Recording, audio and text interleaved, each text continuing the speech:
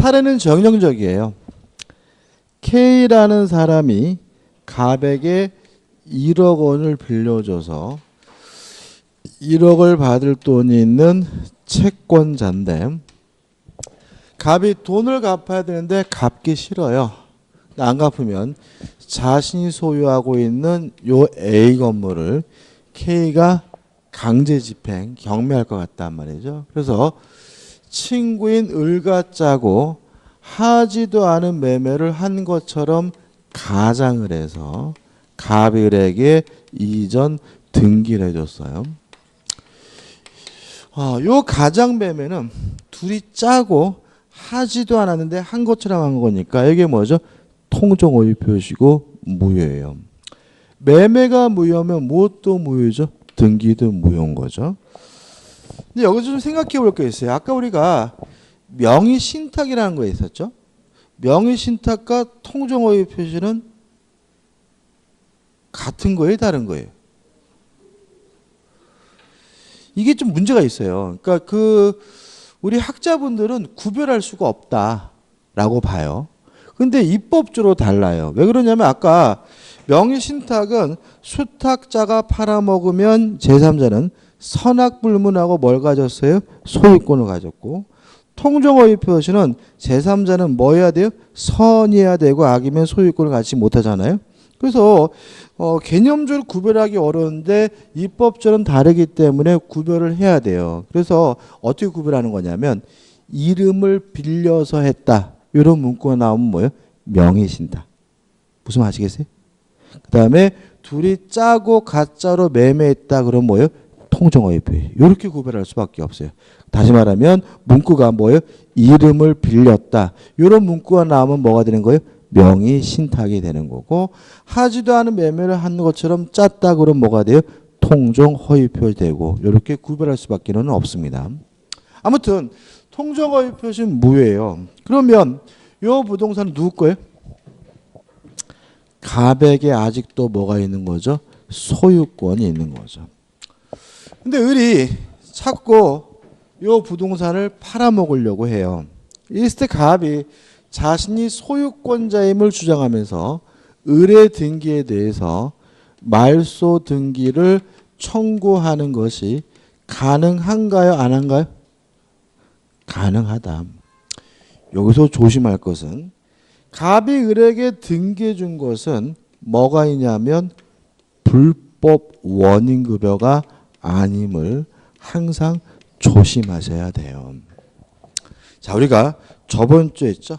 인간이면 누구나 당연히 하는 행동이라면 서로 그것이 나쁜 짓이라 하더라도 뭐 하잖아요? 반사회적이지 않다 그랬죠. 세금 회피.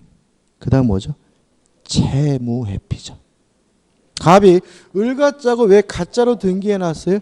돈 안 갚으려고요. 이거는 뭐 하지 않아요? 반사회적인 것은 아니에요. 왜 무효인 거예요? 통정오의 표시에서 무효일 뿐이죠. 따라서 갑이 을에게 등기해 준 것은 뭐가 아닙니까? 불법 원인급여가 아니기 때문에 갑 스스로 무효라고 주장하면서 을의 등기에 대해서 뭐 할 수 있습니까? 말소해 달라고 뭐 할 수 있어요? 청구할 수가 있다. 이게 첫 번째 쟁점이죠. 그다음 을이 자기 앞에 등기된 것을 기하로요. 또다시 병에게 팔아먹고 병에게 이전 등기를 해주면 이 병을 우리가 뭐죠? 제3자라고 하는데 병이 만약에 선이라면 확정적으로 소유권을 갖고요. 병이 만약에 악이라면 뭘 가질 수 없어요? 소유권을 가질 수가 없습니다. 왜냐하면 통정어의 표시 무효는 누구한테 대항하지 못해요? 선의의 제3자에게 대항하지 못하니까요. 유의하실 것은 아까 진양이 의사비 똑같아요. 선이 이기만 하면 되고요. 뭐까지는요? 무과실까지는 필요가 없다. 또 선임은 추정받음으로 제3자 스스로 선임을 뭐 할 필요 없어요? 입증할 필요가 없다. 기억해 두시기 바라고요. 그 다음에 여기서 좀 한번 생각해 볼 것은 이때 채권자가 뭘 할 수 있느냐 문제인데 채권자도 갑과 을 간의 매매가 통정어의 표시로서 무효임을 주장하면서 의뢰 등기에 대해서 말소를 청구할 수가 있는데 조심할 것은 갑에게 돈을 빌려줬으면 누구한테만요? 갑한테만 달라고 할 수 있지. 누구한테는요? 을에게 달라고 할 수는 없으니까 갑을 어떻게 해요? 대위해서 의뢰 등기에 대해서 말소를 청구하는 거 가능하다는 거 주의하시기 바라고. 그 다음에 이러한 갑의 행위는 사해 행위이기 때문에 갑은 을과의 매매 계약을 사해 행위라는 이유로 뭐 하는 것이 가능하냐면 취소하는 것이 가능해요. 그러면 사행위가 뭐냐? 사행이란 채무자가 돈을 갚기 싫어서 재산을 도피시키는 행위를 우리가 뭐죠? 사해행위라고 합니다. 이러한 사해행위는 채권자가 뭐 할 수 있어요? 취소할 수 있는데 이걸 우리가 뭐죠? 채권자 취소권이라고 하는 거죠. 그래서 K는 선택권이 있는 거죠. 둘이 짜고 했다는 사실을 입증하면서 가장매매로서 무효임을 주장하면서 갑을 대의해서 말소를 청구하거나 아니면 갑의 행위는 재산 도피 행위로서 사행이라는 이유로 뭐 할 수 있어요? 취소할 수도 있고 선택할 수 있음을 주의하시기 바랍니다. 그 다음에 병이 자기 앞에 또 등기된 것을 기하로요. 정에게 팔아먹었어요. 팔아먹고 정에게 이전 등기를 해주면 이 정을 우리가 전득자라고 하는데 만약에 병이 선이어서 이미 소유권을 취득한 상태라면 병이 정에게 팔아먹은 것은 지거 지가 팔아먹은 것이니까 정은 선이든 악이든 묻지 않고 뭘 갖게 돼요? 소유권을 갖게 된다는 것까지 정리하시면 돼요. 다 됐죠? 그죠? 그죠? 조금만 더 해볼게요. 다시 한번 써볼게요. 갑자기 비행기 소리가 나죠? 갑이 을과 만나가지고 하지도 않은 매매를 한 것처럼 가장을 해서 갑이 을에게 이전 등기를 해놨더니 을이 자기 앞에 등기된 것을 기하로 병한테 팔아먹고 병한테 이전 등기를 해줬어요. 만약에 병이 악이면 갑은 병의 등기에 대해서 뭐 할 수 있어요? 말소를 청구할 수 있을 텐데 병이 선이에요. 그러면 병은 확정적으로 뭘 취득해요? 소유권을 취득하기 때문에 갑의 입장에 이 부동산을 날린 거죠. 이때 갑은 어떻게 하느냐? 갑은 병에게는 말소해달라고 청구할 수가 없으니까 을을 상대로 부당이득 반환을 청구할 수가 있겠죠. 동의하시나요? 그죠? 갑이 을을 만나가지고 뭐라 그랬어요? 야 자식아 왜 네 거 내 거 네가 팔아먹어? 얼마 받았어? 3억? 내내 자식아. 부당이득 반환을 청구하고요. 또 을은 갑의 부동산을 팔아먹은 거잖아요. 불법행위입니다. 따라서 갑은 을에게 불법행위를 원인으로 뭐하는 것도요? 손해배상을 청구하는 것도 가능하다는 거 기억해 두시기 바랍니다. 다시 말하면 제3자가 선이면 소유권을 취득하는 이유는 누굴 보호하기 위한 거예요? 제3자를 보호하기 위한 것이지 을을 보호하겠다는 뜻은 아님을 항상 조심하시기 바라고 제3자가 선이어서 갑의 입장에서 소유권을 상실하게 되면 을에게 부당이득 반환이나 손해배상을 뭐하게 돼요? 청구하게 됨을 주의하시기 바랍니다. 그죠? 교재 보시면 85페이지 하단의 효과 1. 당사자 사이엔 언제나 무효다. 판례는 중요하지 않습니다. 통정어 2페이지 판례는 중요하지 않고 넘겨보시면 2번 제3자에 대한 효과. 선의 제3자에게 뭐하지 못해요? 대항하지 못한다. 따라서 선이면 확정적으로 뭘 갖게 돼요? 소유권을 갖게 되는데 하단에 있는 판례는 뭐냐면 제3자는 선이 이기만 하면 소유권을 갖고 뭐까지는요? 무과실까지는 필요가 없다는 판례가 나와 있네요. 그 다음에 판례 밑에 나번 선의 제3자로부터 다시 권리를 전득한 자. 병이 선이어서 확정적으로 이미 소유권을 취득했다면 정은 선악불문하고 뭘 가지? 소유권을 갖게 된다. 이런 얘기죠. 그다음에 문제가 되는 게 또 우측에 보시면 다예요. 자, 제3자 의미가 나옵니다. 자, 누가 제3자냐 요 문제예요. 일단 우리가 뭘 할 수 있냐면 갑과 을은 물론 뭐가 아니에요? 제3자가 아니에요. 왜요? 당사자니까. 또 만약 을에서 병으로 넘어오는 원인이 매매가 아니라 상속이면 이때 병은 제3자가 아니에요. 왜냐하면 상속은 민사상 법적주의도 승계시켜요. 아버지가 당사자면 상속받은 아들도 뭐인 거예요? 당사자인 거예요. 그러면 당사자와 상속받은 사람, 포괄승계를 제외한 사람이 뭐가 돼요? 제3자가 되는데 문제가 되는 것은 누구냐면은 K예요.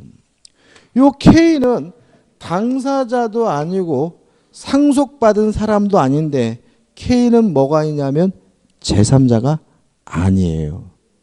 왜 그런지를 우리가 이해해야 되는데 오른쪽 상단에 보시면은 답은 허위 표시에서 선의 제3자의 의미에서 밑으로 하나, 둘, 세 번째 줄 보시면 하나, 둘, 셋, 네 번째 줄 보시면 허위 표시를 기하로 새로운 이해관계를 맺은 자로 한정된다는 점이다. 여기서 키가 되는 단어가 뭐예요? 새로운이라는 단어입니다. 다시 말하면 통정허위 표시에서 말하는 제3자는 새로워야 돼요. 그래서 병과 정은 통정허위 표시 후에 이해관계를 가졌기 때문에 새롭기 때문에 뭐가 돼요? 제3자가 되지만 K는 통정허위 표시 전에 돈을 빌려줬다 새롭지 않기 때문에 뭐가 아닌 거예요? 제3자가 아닌 거예요. 자, 그래서 우리가 박스로 지금 정리되어 있는데 이거 외우려고 하지 마시고 결국 뭐예요? 연습하는 거예요. 외울 건 있긴 해요. 그죠? 자, 박스의 좌측에 제3자에 해당하는 자리를 볼까요? 올해도 여기서 문제 나왔죠. 가장 매매 매수인으로부터 그 목적물을 다시 매수한 사람은 가장 매매 후에 다시 매수했으니까 새롭기 때문에 뭐가 돼요? 제3자. 2번 가장 매매 매수인으로부터 저당권을 설정받은 자는 가장 매매 후에 저당권을 설정받았으니까 뭐예요? 제3자. 이렇게 나오면 X가 되겠죠.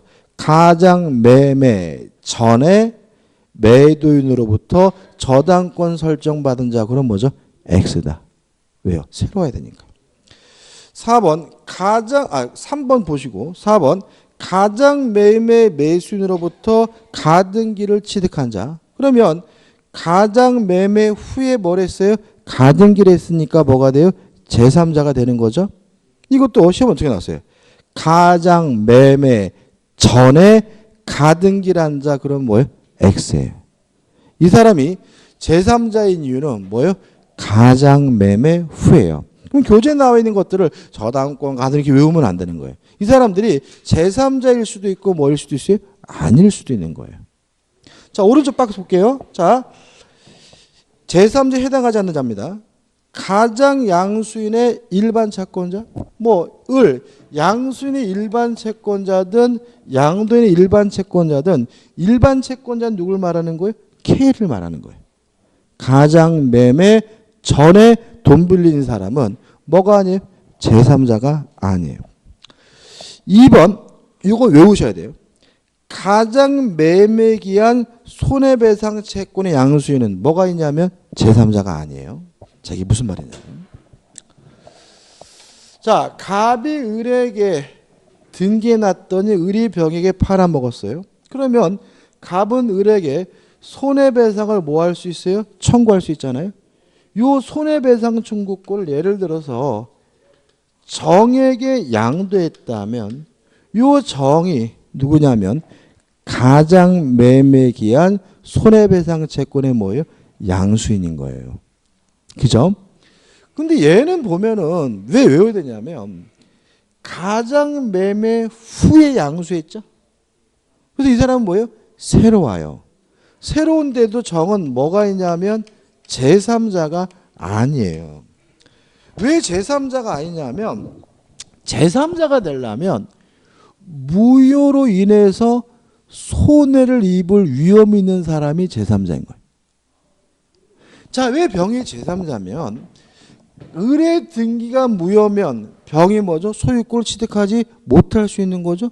그러니까 보호할 필요가 있으니까 뭐요? 제3자인데 만약에 역으로 무효면 좋은 사람, 무효면 유리해지는 사람은 보호할 필요가 없는 사람이기 때문에 뭐가 아닌 거예요? 제3자가 아닌 거예요. 생각해 보자고요. 만약에 갑과 을 간의 매매가 유효하면 을 거죠. 갑은 을에게 손해배상 청구할 수 없죠. 갑이 을에게 손해배상을 청구하려면 요 매매가 뭐여야지만요? 무효여야지만 뭐 할 수 있어요? 손해배상을 청구할 수 있는 거니까 정은 무효면 불리해지는 사람이 아니라 무효면 손해배상을 청구할 수 있다. 무효면 유리해지는 사람이니까 보호할 필요가 없는 사람이에요. 그래서 뭐가 아닌 거예요? 제3자가 아닌 거예요. 근데 이거 따지고 있을 수는 없잖아요. 이거냐. 그래서 이거는 뭐예요? 외우자고요. 가장매매기한 손해배상 채권의 양수인은 뭐가 아닙니까? 제3자가 아니다. 이렇게 외우시는 거예요. 이거는 외우셔야 되고. 그 다음에 3번 제3자를 위한 계약에서 수익자 기억나시나요? 제3자를 위한 계약에서 제3자 수익자는 새롭지 않기 때문에 뭐가 아닙니까? 제3자가 아니고요. 4번 채권의 가장 양도에서 채무자? 이런 거죠. 을이 갑에게 1억을 빌려줘서 1억을 받을 뭐가 있어요? 채권이 있고 갑이 뭐예요? 채무자인데 을이 이 채권을 병에게 뭐 했어요? 가장 양도했어요. 그러면 이 사람은 언제 돈 빌렸어요? 가장 양도하기 전에 돈 빌린 사람이니까 새롭지 않기 때문에 뭐가 아닌 거예요? 제3자가 아닌 거예요. 다시 말하면 돈을 빌려야 채권이 있고 채권이 있어야 뭐 할 수 있어요? 가장 양도할 수 있는 거니까 이 채무자는 가장 양도 전에 뭐 했어요? 돈 빌렸기 때문에 새롭지 않기 때문에 뭐가 아닌 거예요? 제3자가 아닌 거예요. 그 다음에 5번 저당권 등 제한 물권의 가장 폭이 있어서 기존의 후순위 제한 물권자? 자, 이런 거 한번 생각해 볼까요? 1순위가 갑 앞으로 저당권이 설정되어 있고요. 2순위가 을 앞으로 저당권이 설정되어 있거든요. 그러면 갑이 경매가 되면 돈 받고 남는 게 있으면 누가 받아요? 을이 받는 거잖아요. 근데 갑이 뭘 잘못 쳐먹었는지 포기했다는 이유로 저당권 등기가 뭐가 됐냐면 말소가 됐어요. 그럼 이 사람은 순위가 2순위에서 1순위로 승진이 되겠죠. 기분이 째졌는데 이 갑이 뭐라 그러냐면 기분 째냐 짜자 나 이거 있잖아 가짜 짜고 포기한 거거든. 그래서 말소를 회복할게. 그럼 이 사람은 다시 1순위에서 2순위로 떨어지겠죠. 그죠? 그래도 이 사람은 뭐가 아니에요? 제3자가 아니에요. 왜요? 가장 포기 전에 등기되어 있었죠. 가장 포기 전에 뭐가 되어 있었어요? 등기되어 있으니까 통정허위 표시 전에 등기되어 있으니까 새롭지 않아요. 그래서 뭐가 아닌 거예요? 제3자가 아닌 거예요. 그리고 다시 한번 읽어보면 그래서 중요한 단어가 나오죠. 저당권 등 제한 물권의 가장 포기에 있어서 뭐라고요? 기존이라는 말이 중요한 거죠. 기존이라는 말은 가장 포기 전에 등기되어 있었다는 얘기고 따라서 이 사람은 새롭지 않기 때문에 뭐가 아니에요? 제3자가 아닌 거죠. 5번은 신탁행위입니다. 채권의 가장 양수인으로부터 추심을 위하여 다시 채권을 양수한 자는 채권 자체를 양수하지 않았기 때문에 이해관계가 없기 때문에 뭐가 아니에요? 제3자가 아닌 거예요. 지금 제가 쭉 설명드린 이유는 뭐 하는 거죠? 연습하려고 설명드리니까 한번 꼼꼼히 따져보시기 바라고요. 어떻게 보면 이 제3자냐 아니냐 문제가 어떻게 보면 민법에서 가장 까다로운 부분일 수도 있습니다. 그 다음에 박스 밑에 4번 허위 표시에 뭐가 나오죠? 철회. 철회가 뭔가요?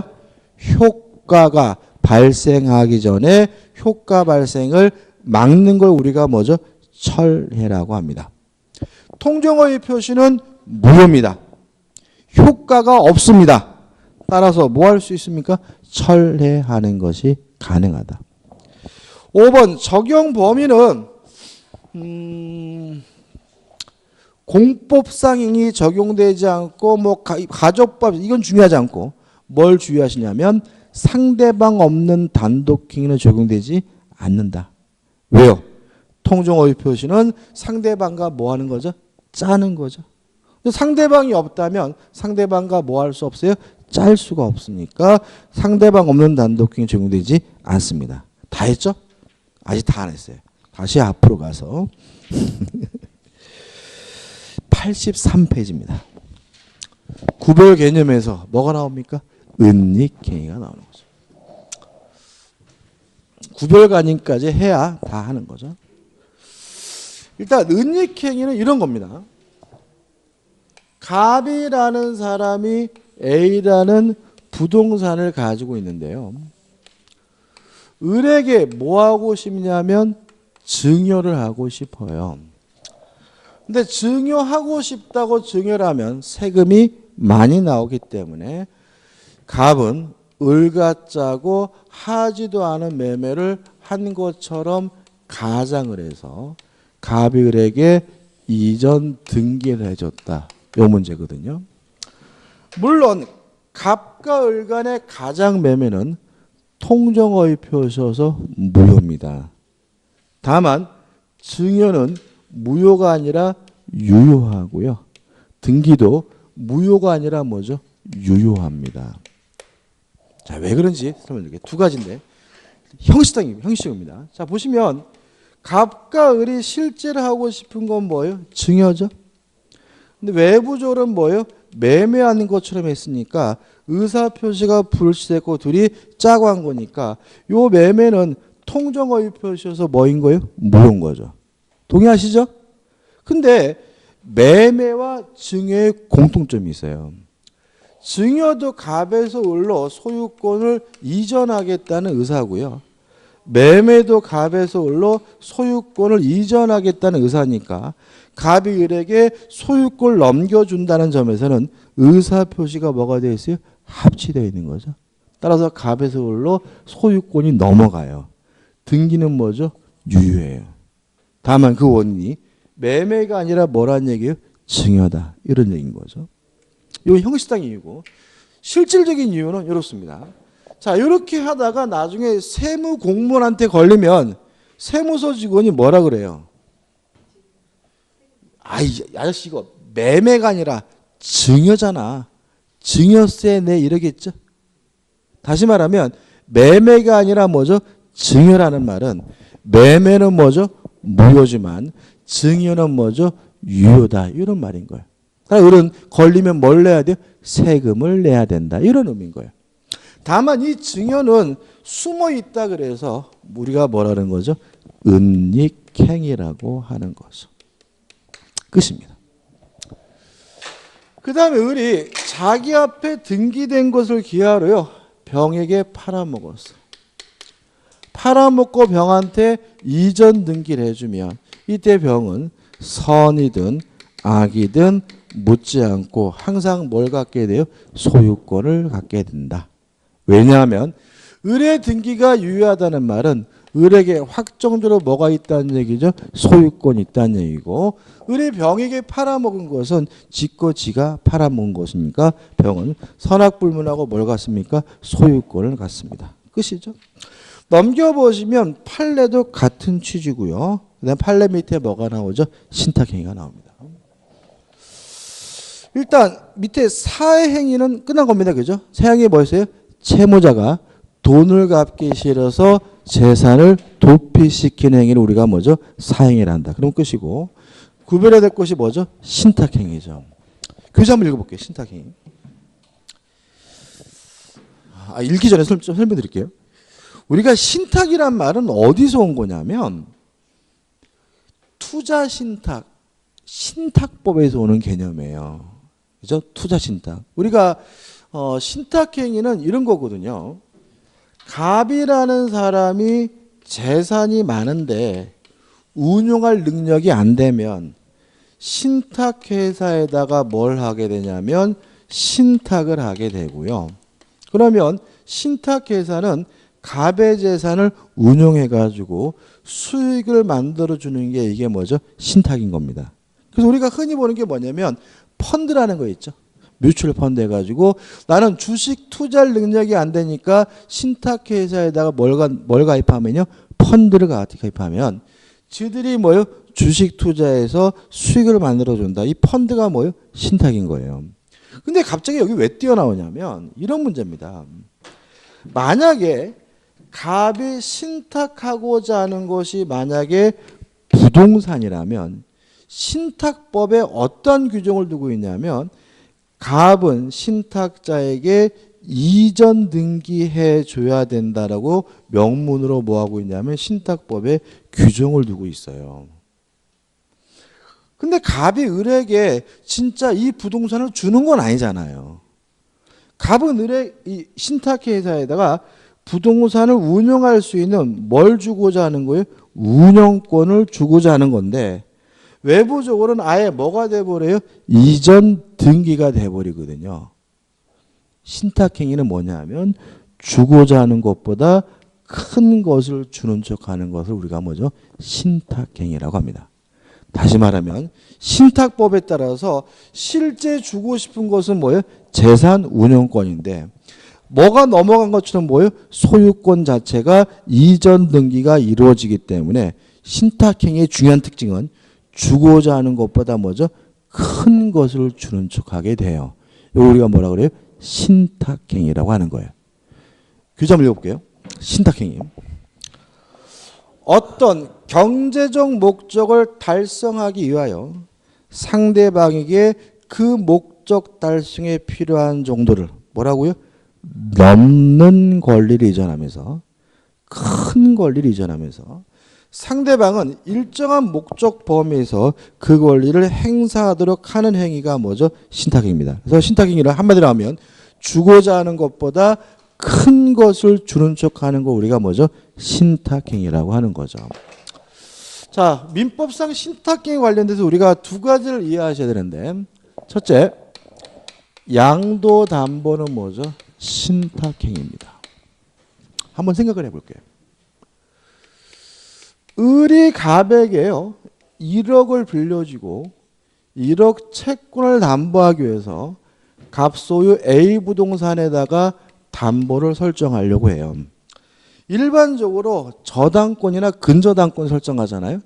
근데 만약에 A 부동산의 시세가 한 1억 2천 정도 된다면 채권자 입장에서는 저당권 설정하고 1억 빌려줄 수가 없어요.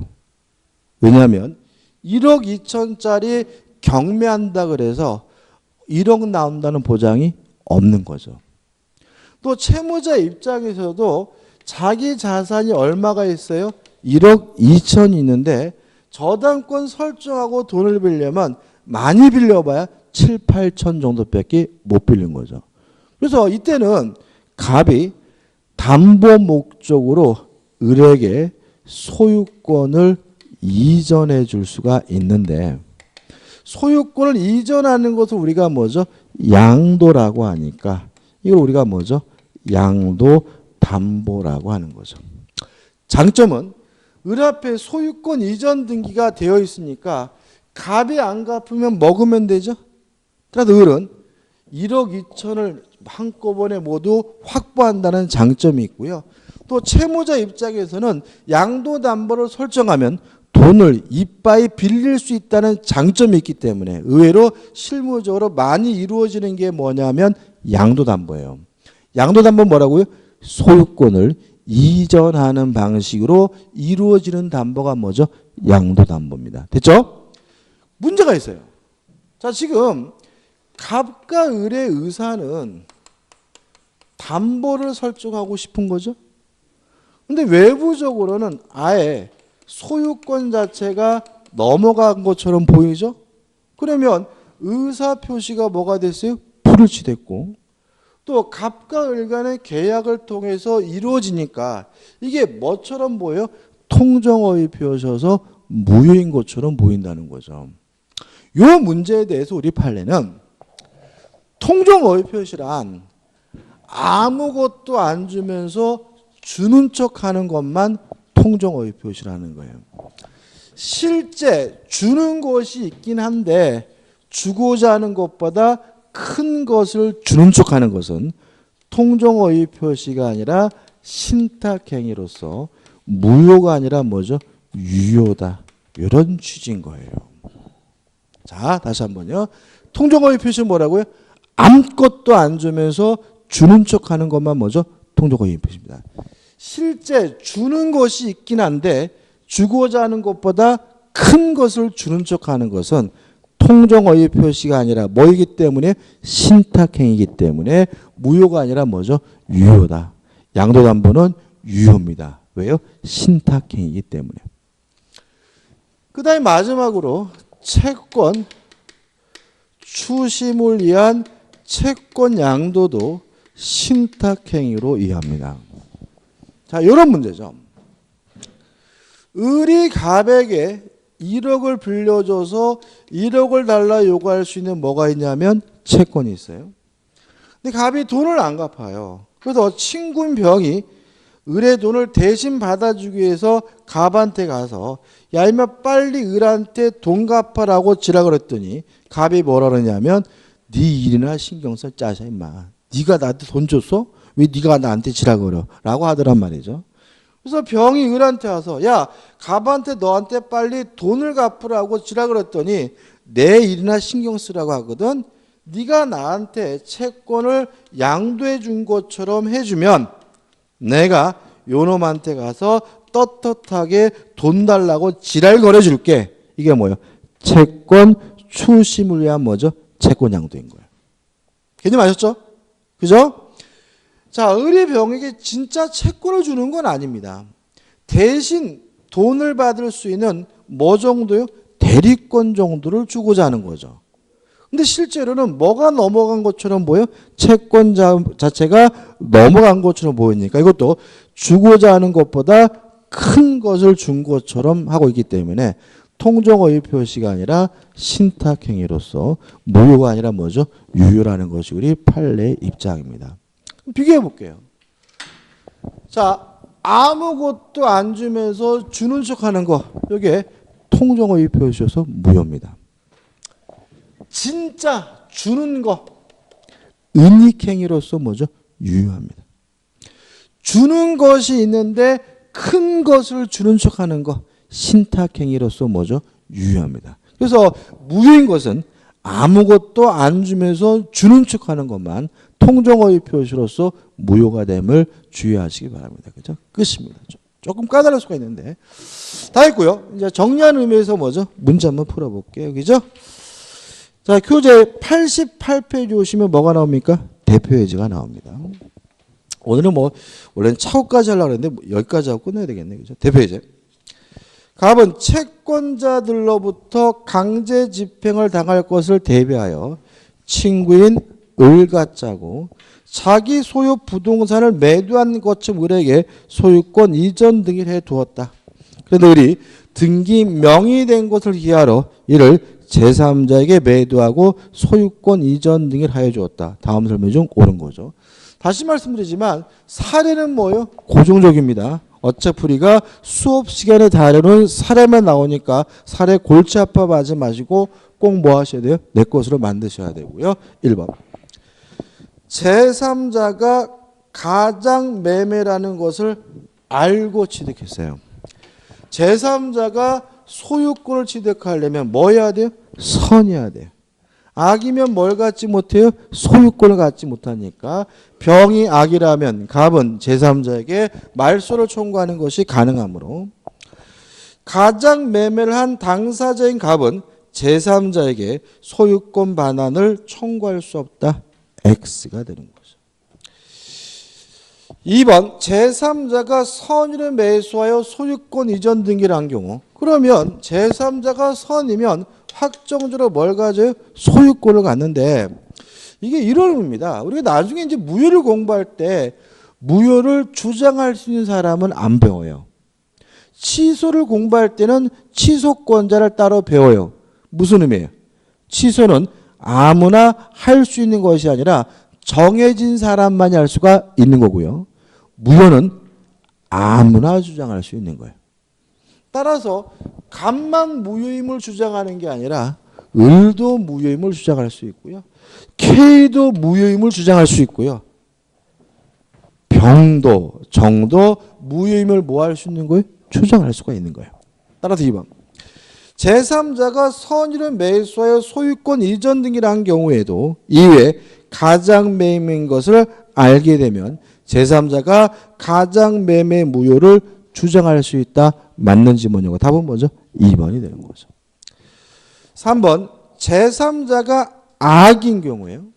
만약에 제3자가 악이면 K는 무효임을 주장하면서 갑을 대의해서 병의 등기에 대해서 말소해달라고 뭐 할 수 있겠어요? 청구할 수 있겠죠? 따라서 제3자가 악인 경우에도 갑의 채권자는 갑의 제3자에게 무효를 주장하여 등기 명의를 회복하지 않는 한 위 부동산에 대하여 아무런 권리 행사를 하지 못한다. X가 되는 거죠. 4번. 갑과 을 사이의 매매는 가장 매매이므로 제3자의 소유권 이전 등기는 언제나 무효이다. X. 제3자가 선이면 등기는 뭐죠? 유효하고 확정적으로 뭘 갖습니까? 소유권을 갖습니다. 5번. 제3자가 선인 경우에도 제3자로부터 부동산을 매도한 전득자가 악이면 갑은 전득자에게 무효를 주장할 수 있다. X. 제3자가 선이면 전득자는 선악 불문하고 뭘 가져요? 소유권을 가지므로 5번도 뭐죠? X가 되는 거죠. 오늘 여기까지 하고요. 다음 주에 차고부터 들어가도록 하겠습니다. 그 오늘 하고 있는 부분, 했던 부분이 어떻게 보면은 민법에서 가장 까다로운 부분일 수가 있어요. 그러니까 이게 앞부분에 있어서 익숙할 뿐이지 나중에 문제 풀면 까다로울 수 있으니까 잘 안 되더라도 너무 괴로워하지 마시고요. 일주일간 좀 복습하시고 다음 주에 오시면 됩니다. 오늘 수고 많으셨습니다. 고맙습니다.